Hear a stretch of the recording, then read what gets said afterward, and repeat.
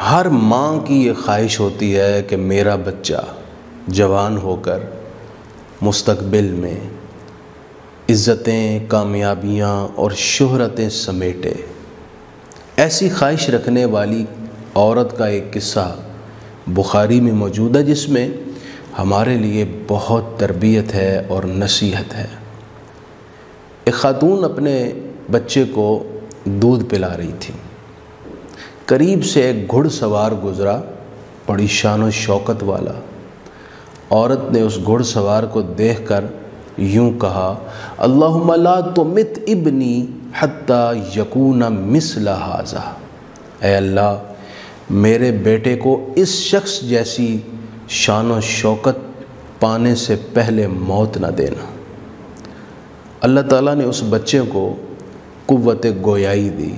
ماں کی گود میں بچے نے بولنا شروع کر دیا اور یوں کہا، اللہم لا تجعلنی مثلا، اے اللہ میری ماں کی اس دعا کو قبول نہ کرنا، مجھے اس گھڑ سوار جیسا مت بنانا۔ ماں بڑی حیران ہوئی، بچہ بول رہا ہے اور میری بات کو مسترد کر رہا ہے، نفی کر رہا ہے۔ ہماری سوچیں بھی کچھ ایسی ہی ہیں۔ بڑے بڑے شہرت والے اور پیسے اور دولت والے، یا فلموں اور ڈراموں میں بڑے بڑے ہیروز کو دیکھ کر ہماری خواہشیں بھی کچھ ایسی ہوتی ہیں۔ اب اس قصے میں ہمارے لیے سبق اور نصیحت کیا ہے، اس پہ ہم نے غور کرنا ہے۔ تھوڑی دیر گزری، ماں اپنے بچے کو دودھ ہی پلا رہی ہے کہ اچانک لوگوں کا ایک ہجوم گزرا۔ انہوں نے ایک عورت کو پکڑا ہے، اس کو گھسیٹ رہے ہیں، مار رہے ہیں۔ کوئی اسے کہہ رہا ہے کہ اس نے بدکاری کی ہے، کوئی کہہ رہا ہے اس نے چوری کی ہے، اس کے ساتھ بڑا تشدد والا سلوک کر رہے ہیں۔ اس وقت اس عورت نے دعا کرتے ہوئے کہا، اللہم لا تجعل ابنی مثلہا، اے اللہ میرے بیٹے کو اس عورت جیسا نہ بنانا۔ وہ بچہ پھر بول پڑا، اس نے کہا، اللہم اجعلنی مثلہا، اے اللہ تو مجھے اس عورت کی طرح بنانا۔ ماں پھر حیران کہ میرا بچہ میری دعا کو رد کر کے، میری دعا کی نفی کر کے اپنے لیے خود دعا کر رہا ہے۔ ماں اس بچے کی طرف متوجہ ہوئی، کہنے لگی، بیٹا یہ کیا ہے؟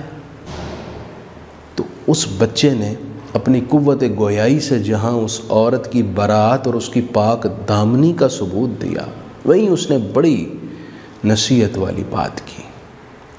اس نے کہا، ماں وہ شخص جو گھڑ سوار گزرا ہے وہ کافر تھا، بددینت تھا، سرکش تھا۔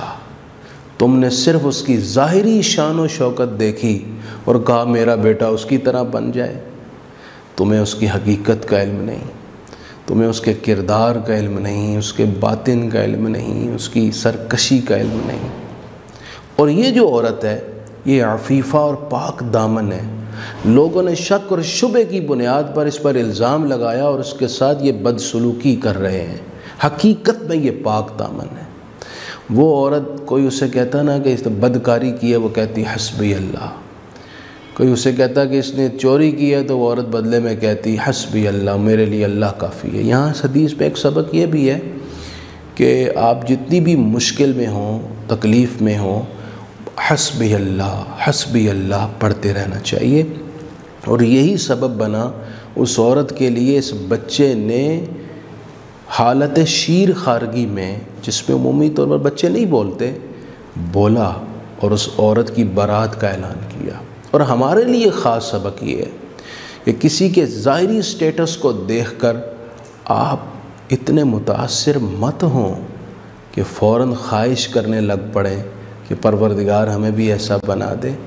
کسی سے متاثر ہونا ہے تو اس کا کردار دیکھیں، اس کے باطن کی روشنی کو محسوس کریں، اس کے تقوی اور طہارت پر نظر جمائیں، پھر فیصلہ کیجئے، پھر اس کو اپنا آئیڈیل بنائیے، پھر دعا کیجئے کہ اللہ مجھے ان جیسا بنا دے۔